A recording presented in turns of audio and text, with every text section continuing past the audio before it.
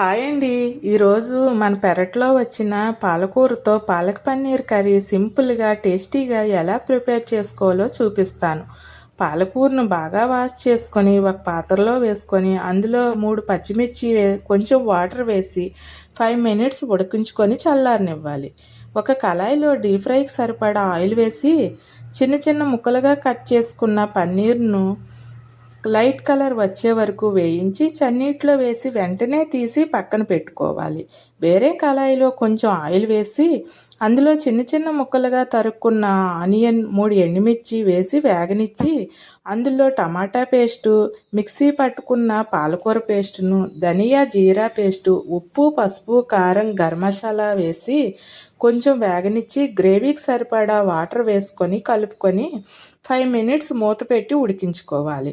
మూత తీసి పన్నీర్ని వేసి కలిపి మరో 5 మినిట్స్ మూత పెట్టి ఉడకనివ్వాలి. తర్వాత మూత తీసి కస్తూరి మేతి 2 స్పూన్స్ బటర్ వేసి 1 మినిట్ కుక్ చేసుకుంటే ఎంతో రుచికరమైన పాలక్ పన్నీర్ కర్రీ రెడీ అయినట్లే.